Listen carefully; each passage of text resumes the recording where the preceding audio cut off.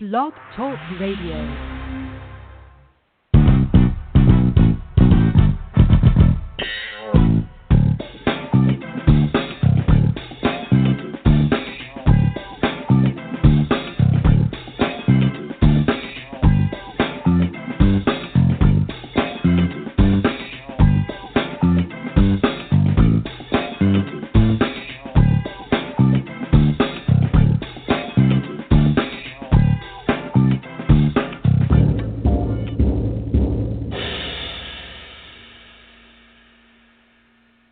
Today is Saturday, March 20. No, it's not 20th. Boy, I tell you, the month is moving on, and I'm stuck on the 20th. No, today is Saturday, March 31st, 2018, and this is Foxology. I am Silver Ray Fox, your host, and I'm sending out happy greetings to you for today and for every day for that matter. I'm glad you found a few minutes to join me today, wherever you are. It is an awesome privilege for me, trust me, to serve you in this way. It's my mission to use this platform to educate and enlighten and empower, to uplift and to encourage, to motivate and sometimes even minister. Yeah, I do that too. But always to build somehow and bless you somehow. Yeah, that is what I do here.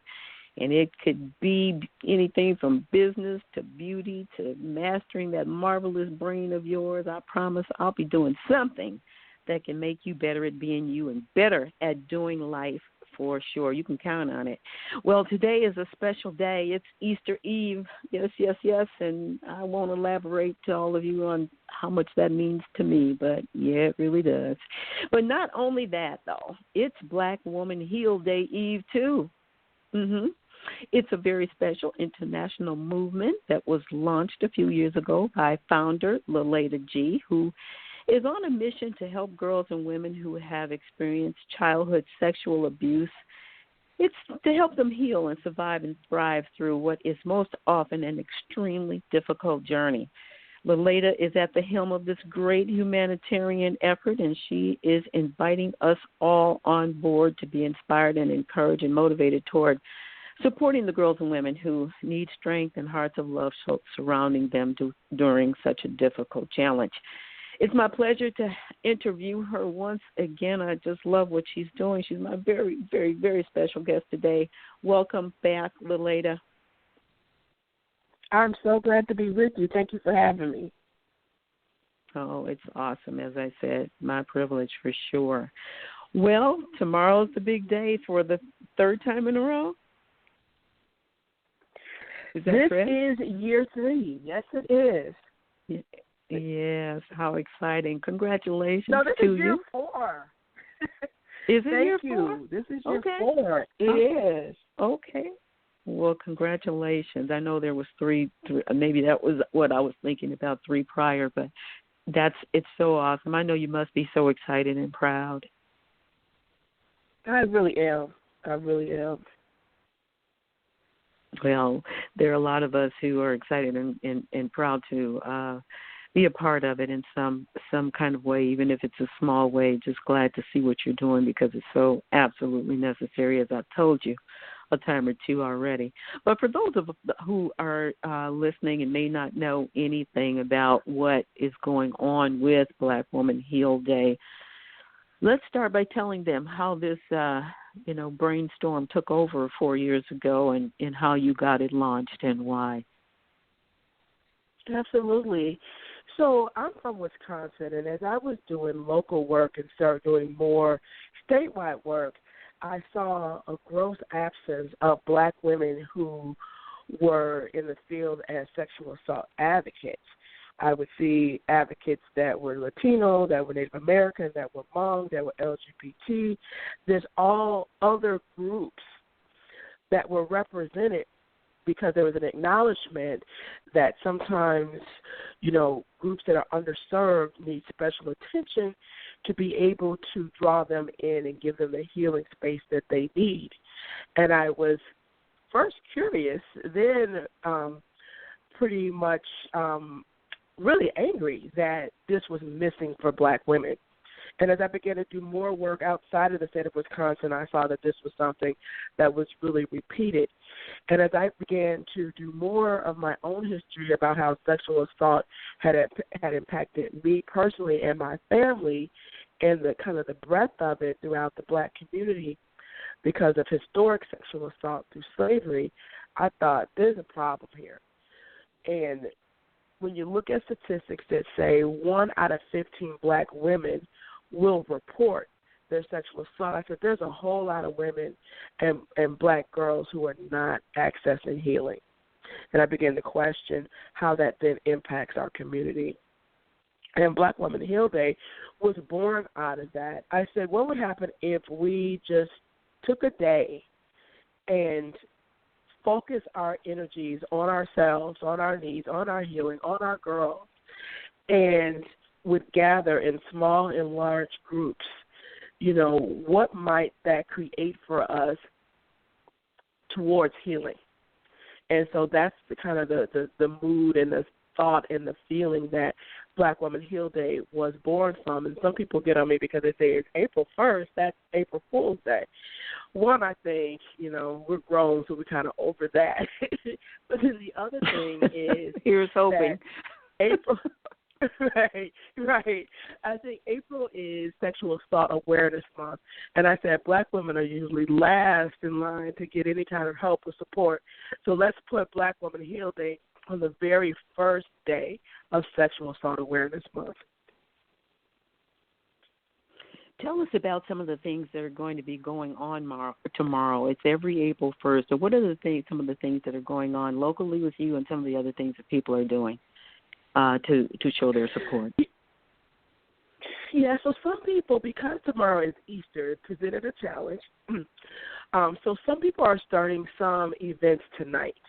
And so locally there is a poetry event that's going on here that is around Black women healing. And it's meant to be an outreach to both youth and older, so a really cross-generational event. Tomorrow there are going to be small and large gatherings throughout my city, throughout other cities throughout the United States. And we're going to be doing a lot of social media that's going to be involving women throughout the African diaspora.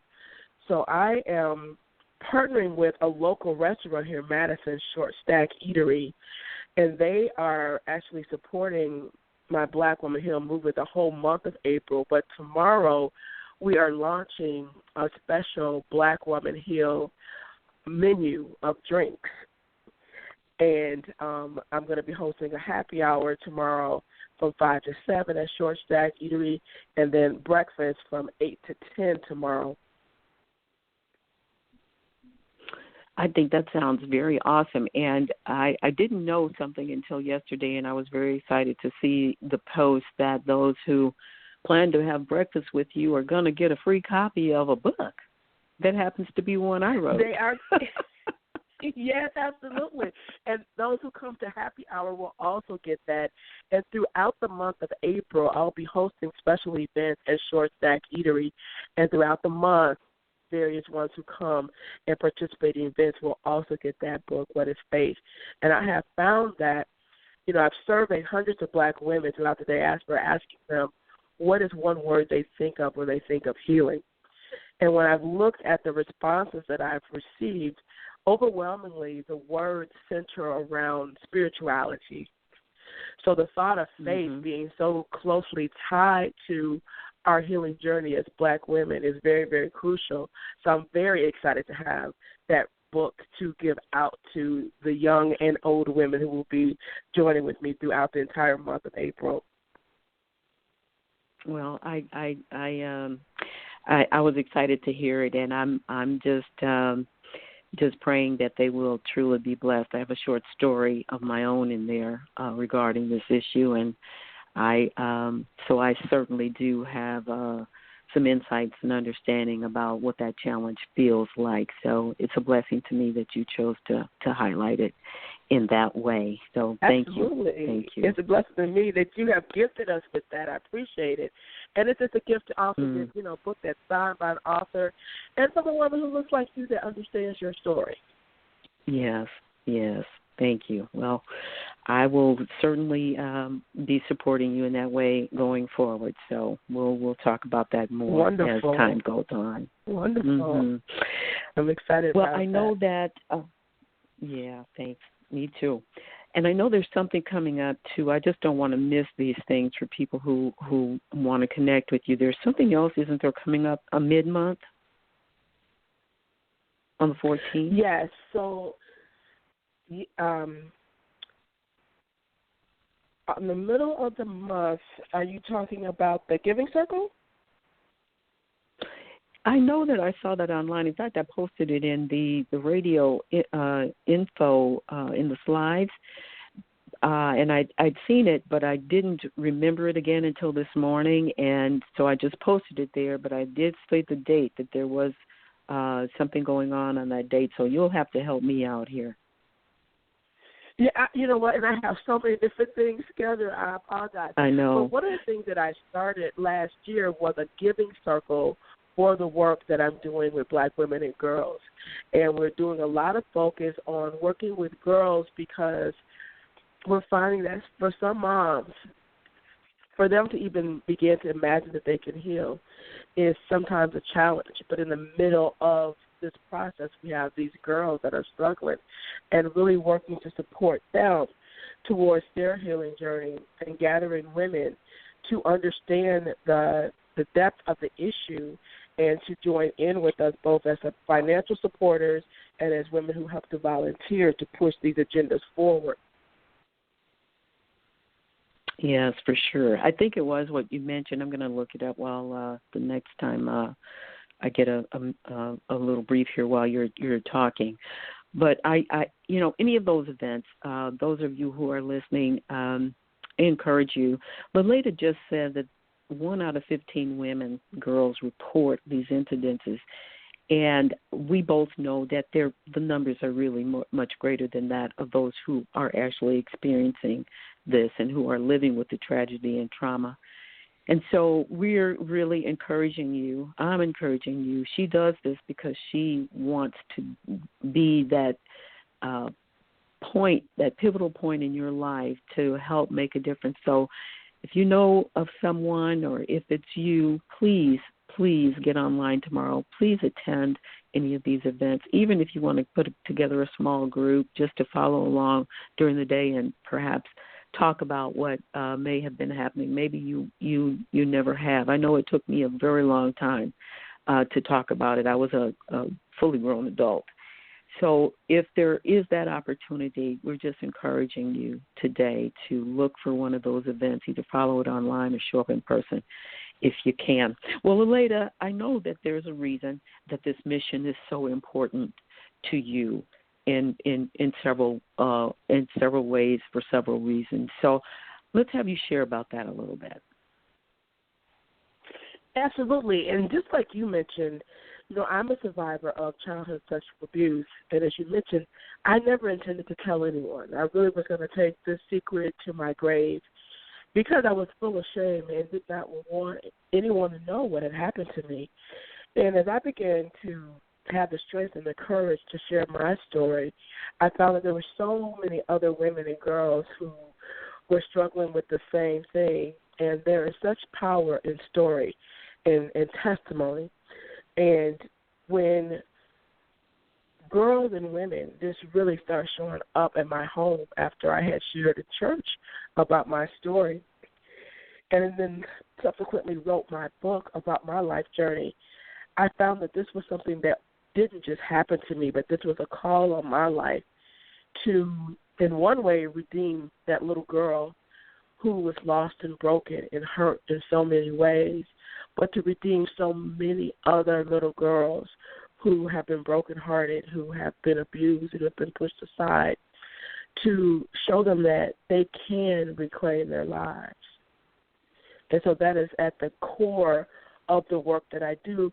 And I say that because I think it's important for people to understand that the places in your life where you have been broken, where you have been ashamed, that's where God will give you strength and authority to move forward. We often believe because of those things that we cannot do the things that are in our hearts, but we really have the power and the authority when we begin to tap into those experiences and find the strength to share our story and to encourage someone else. Mhm. Mhm. Mhm. I imagine you've got so many stories that women have brought to you, and I know, of course, at the level of confidentiality, you cannot and would not ever mention any names. But are you able to tell us a little bit, maybe, about some of the similarities, some of the challenges, the fears that these women bring to you, and how you work with them to help overcome that, to help strengthen them at the same time? Sure. A couple of stories that come to mind. One of the most heartbreaking stories was that I was in a room with an older black woman. She was in her late 60s, maybe early 70s. And before I was giving my presentation, I was looking at this woman across the room, didn't know her story, but I could feel her pain so deeply. It was even hard for me to look at her. And when she began to share her story, it was a very interactive speaking engagement. And I just began to just speak life into her about reclaiming her life. And that was both sad and both one of the most exciting things for me, because it's never too late to heal. But I think some of the stories that probably are additionally really brokenhearted is when I sit across from young girls who share their stories of being abused and maybe not being believed, or their mother choosing the husband or the boyfriend over them, and these young ladies just throwing their lives away, even to the point of attempts of suicide, because they see no hope beyond the pain that they're in. And so one of the things that I most work to do is to be a conduit of hope, because it is the hope that life can get better. It's the hope that you can heal. It's the hope that you can overcome is what drives us towards getting better. And I do a lot of individual work, a lot of group work, and I think the groups are so powerful because when you've gone through something so devastating, you often believe you're the only one. No one else can understand. You can't share your story. And when I see people in these groups, sometimes meeting each other for the first time, who are able to use their voice or use, creative writing to share their story with one another and get the love and the understanding, it is amazing. And the third thing that I do, and I'm working to do this a lot with girls, is using creativity, but also using them taking their lives in a way and investing in others. So this year, I'm doing a service learning trip for the black girls that I work with. It is a multi-generational trip, so women can come as well. But we're going to the Dominican Republic and going to be doing some cultural understanding, cultural learning, but some service learning work with black girls over there that they're working to help to avoid being in the sex trafficking rings over there. And I think it's so powerful when you're able to use your life in a way to encourage and inspire someone else. And I've seen nothing like that really lifts people, that your words or your deeds or your story inspire someone else. Mm-hmm. I know there must be, as I said, so many stories. And one of the things I think of is, and you may have hit on this a little bit, but I want you to elaborate on it a little bit before we begin to wrap. So many of girls and women, all of us, who think we're putting these experiences, these incidences, these situations behind us, have only actually suppressed it and just gone on with life. And it becomes maybe a blockage of some way that I imagine when they get to you, that there must be some real sense of freedom in many ways, at least as a starting point for beginning the healing. Can you talk about just some of the initial meetings with you? I think you have to be very skilled, gifted, and this is your calling, to be able to even be the individual that can get these girls and women to even talk with you about something so delicate? Absolutely. So I use two really major things. One, I use writing a lot. So whether I ask girls to write down a thought or a question or a struggle that they're having and anonymously put it in a pile and we pull it out and we talk about it, that is one way I kind of do some initial things. But also use sometimes with girls just something creative. I let them draw, or maybe we do some beadwork. And I find that when their hands are busy, sometimes it's easier for them to speak. So we might just be doing a creative activity, and then I introduce a topic and begin to talk with them. And I find that when you really create that safe space for these young ladies, and for women as well, they begin to share, because secrets burden us. And we want to unburden ourselves with the secrets. We just want to know that it's a safe place to do it. And I've been doing groups for, 25 years or so. And I think only once or twice have I ever had a young lady come back and tell me someone said something.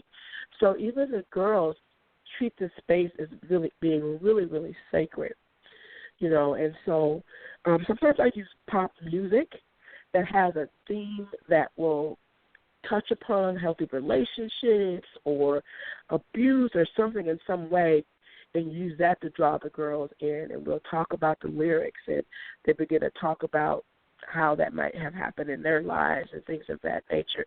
So I try to be really creative, and I come with a really well-detailed agenda, but then I throw it away a lot of times when I just do a regular, just checking, how are you feeling today, and just let them talk. And sometimes the girls would just take the group in a whole other direction, and I try to really be free-flowing into what's going on with them at the moment. Sounds amazing.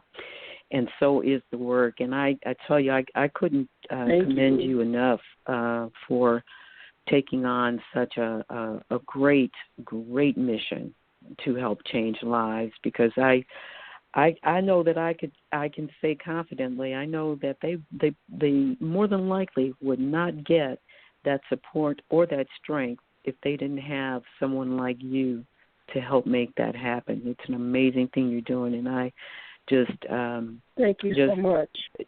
Wish you so much more success as time goes on, and I can only think that it will build and grow in just phenomenal ways.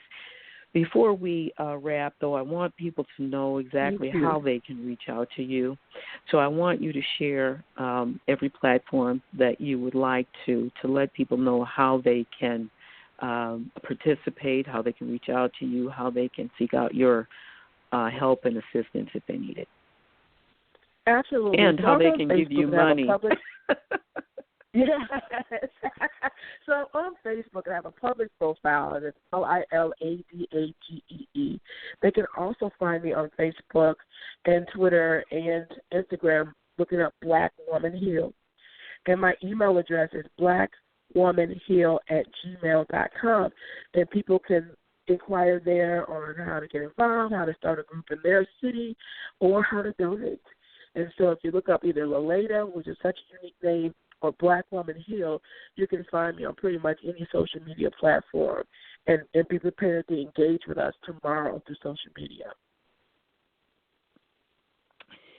I did not check in with you about this before, but are you in the Facebook nonprofits for setting up a giving page, a giving link? I am not, but I do have a GoFundMe that I use for online giving. Okay. And will that be available tomorrow? You know what? I will now.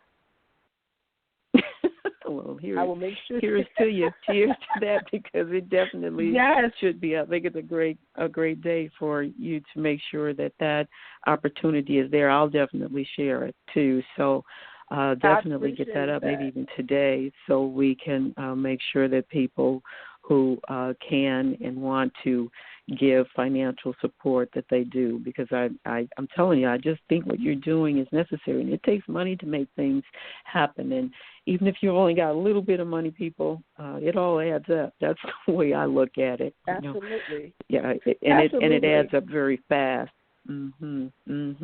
Well, sis, listen, thank you again for being my special guest. I know getting this in and other things that you're doing over the weekend of your event has got to be challenging, but I'm glad you had the opportunity to stop by. You didn't mention your radio show, Lilada. You're hosting a show. Why don't you tell people about that too, so they can follow along with that? Oh, thank you. So you can catch me online at WORTFM.org on Wednesday afternoons at noon at Central Standard Time. But you can also go to that same website and find my archive shows. And so I'm on there every Wednesday and try to bring topics, particularly that highlight what's going on with Black women and girls in our community and in our nation. Excellent. All right, well, I am going to wrap right now, and thank you once again, and I am going to check in with you a little bit later today, too. But thank you so much again for being in my spotlight today, and I just am excited about Black Woman Heal Day 2018 tomorrow. It's going to be a wonderful day. Thank you so much doubt for your about support. it. All right, you got it. Okay, enjoy the rest of your day. I'll talk soon. You too. Thank you. And I want to thank all of you, too, for taking the time to join in today, at least from earshot, to get more information about Black Woman Heal Day. It's truly a mission that's worth getting on board, and I hope that you will look up the information. I've got some here on the Blog Talk Radio site, some links in the show info, so you can click right over and check it out.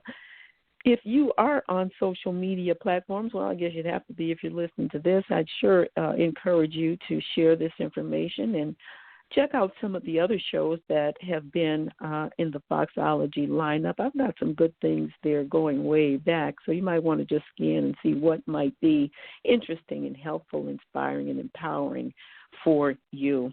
I'm going to wish you a very happy day, and I do genuinely mean that, and I hope, too, that those of you that are celebrating Easter will have an amazing day as well. I know, as many of you, it's a very special day in our Christian journey. So God bless you. With that, be good, be blessed, and be awesome. Talk to you again soon.